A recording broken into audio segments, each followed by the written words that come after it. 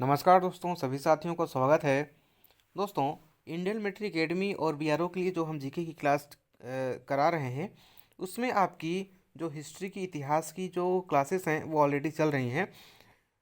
अब हम सोच रहे हैं साथ में कि आपका ज्योग्राफी यानी कि भूगोल भी साथ ही साथ चलने दें, और जैसे ये दोनों सब्जेक्ट आपके कंप्लीट होते हैं, हम आगे के संविधान और साइंस के भी प्रश्न करेंगे, क्योंकि आपके इंडियन मिलिट्री एकेडमी में जीके का सिलेक्शन कराने में बहुत ही इम्पोर्टेंट रोल रहने वाला है, क्योंकि जीके के आपके 50 प्रश्न आएंगे। तो आपको जीके पर विशेष ध्यान देना है, साथ ही साथ इंग्लिश पर और रीजनिंग क्वांट पर भी ध्यान तो देना ही है। लेकिन जो आपका जीके है उसका सिलेबस भी बड़ा है, तो इसलिए इसको हम पहले कवर करने की कोशिश कर रहे हैं। और ये जो वीडियो हैं, ये मेन रूप से आपके आईएएमए के लिए और बीआरओ के सभी पदों के लिए बनाए जा रहे हैं। तो चलिए आज का हम शुरू करते हैं। हमारा जो ज्योग्राफी का है, भूगोल का, एकदम शुरुआती से, बेसिक से एकदम जो टॉपिक है हमारा हमारा आज का जो हम पहला पढ़ेंगे वो है सौर मंडल। ठीक है, सौर मंडल होता क्या है? तो सौर मंडल में हमारे जो सूर्य, ग्रह, उपग्रह, क्षुद्र ग्रह, उल्का पिंड, ये सारे आते हैं उसमें। आज हम इसमें कुछ फैक्ट्स जानेंगे। जैसे सौर मंडल में बौने ग्रह, क्षुद्र ग्रह, उल्का, धूमकेतु और ग्रहों के उपग्रह के अन्य टुकड़े आते हैं, जिन्हें सौर मंडल के लघुपिंड कहे जाते हैं। ठीक है, तो सौर मंडल में ये मतलब इतने जो आपको दिख रहे हैं, ग्रह, उपग्रह, उल्का पिंड, धूमकेतु, ये सारी की सारी चीज़ें मिलकर सौर मंडल का निर्माण करते हैं।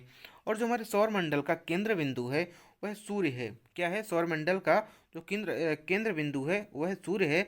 और सूर्य के चारों ओर पृथ्वी हमारी पश्चिम से पूर्व दिशा की ओर घूमती है। यह बात जरूर ध्यान रखिएगा कि पश्चिम से पूर्व दिशा की ओर हमारी पृथ्वी घूमती है। इसी वजह से जो हमारा सनराइज होता है, यानी कि जो सूर्योदय होता है, वह पूर्व दिशा से होता है। ठीक, तो पृथ्वी किधर से घूमती है? पश्चिम से पूर्व दिशा की ओर। और सूर्योदय कहाँ होता है? आपका पूर्व दिशा में होता है।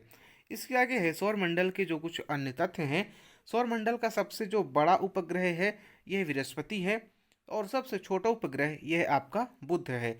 इसके अलावा सौर मंडल के कुल अभी वर्तमान में 8 उपग्रह हैं, जिनमें हम 4 को आंतरिक ग्रह और 4 को बाह्य ग्रह बोलते हैं। आंतरिक ग्रह में आपके बुध, शुक्र, पृथ्वी और मंगल आते हैं, जबकि बाह्य ग्रहों में बृहस्पति और बाकी के अन्य ग्रह आते हैं।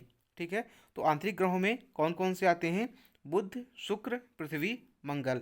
क्योंकि यह जो ग्रह हैं यह ठोस चट्टानों के बने हुए हैं, यह ठोस ही ग्रह हैं, बुध, शुक्र, पृथ्वी और मंगल। जबकि बृहस्पति, अरुण, वरुण, ये सारे के सारे ग्रह जो हैं वो किस तरह के? वो गैसीय ग्रह हैं एक तरह से। और सबसे बड़ा ग्रह यहाँ पर आपने देखा कि बृहस्पति ग्रह है। और जो सबसे ज़्यादा उपग्रह हैं वो भी बृहस्पति ग्रह के ही हैं। सबसे छोटा उपग्रह आपका बुध ग्रह है। सूर्य के सबसे नज़दीक का ग्रह बुध है। और सूर्य से सर्वाधिक दूरी पर उपस्थित ग्रह वरुण है। ये फैक्ट जो हैं आपके बहुत ही इंपॉर्टेंट हैं, इसलिए आज मैं केवल फैक्ट की ही यहाँ पर आपको फैक्ट के बारे में बताने वाला हूँ। ये जो कुछ पॉइंट हैं ये बहुत इंपॉर्टेंट हैं कि आप नोट्स भी बना लीजिए। ये आपको फ़ायदेमंद रहने वाला है सभी एग्जाम्स के लिए। तो यहाँ पर ये आप 4 चीज़ें नोट कर सकते हैं। बड़ा ग्रह बृहस्पति, छोटा ग्रह बुध, और सबसे नज़दीक ग्रह बुध है सूर्य के। और अब बात आती है कि सबसे सर्वाधिक दूरी पर ग्रह है वरुण। तो ये 4 पॉइंट तो हुए। अब आगे के पॉइंट हम देखते हैं। पृथ्वी से निकटतम ग्रह, पृथ्वी का सबसे निकटतम ग्रह कौन सा है?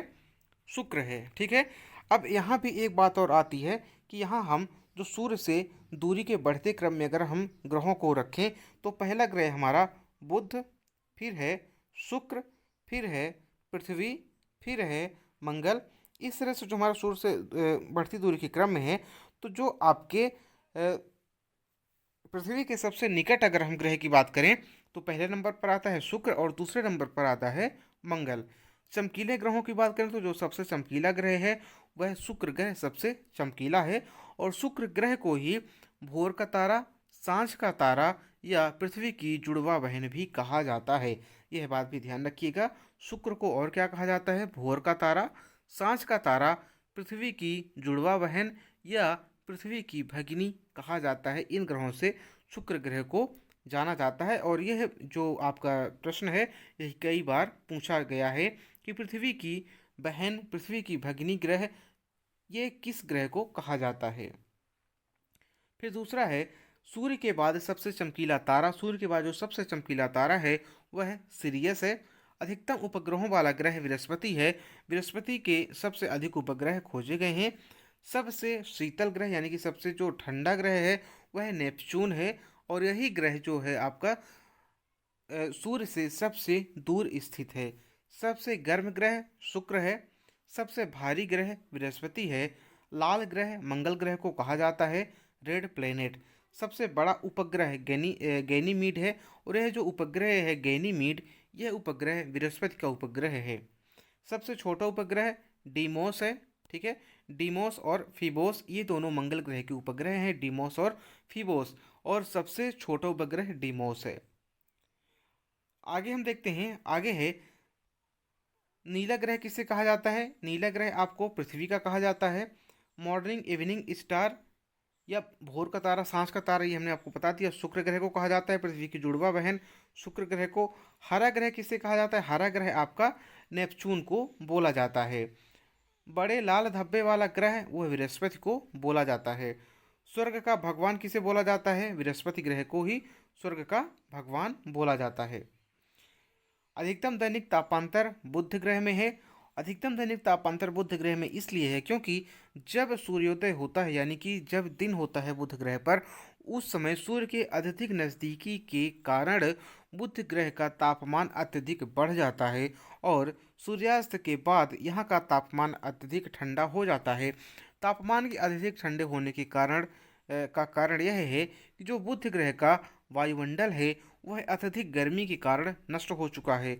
और जब रात्रि को विकिरण के समय जब बुध ग्रह की जमीन से आपका तापमान निकलता है तो वह विकिरण के माध्यम से पुनः अंतरिक्ष में चला जाता है, जिसकी वजह से जो बुध ग्रह है वो रात्रि के समय अत्यधिक ठंडा हो जाता है और दिन के समय अत्यधिक गर्म हो जाता है।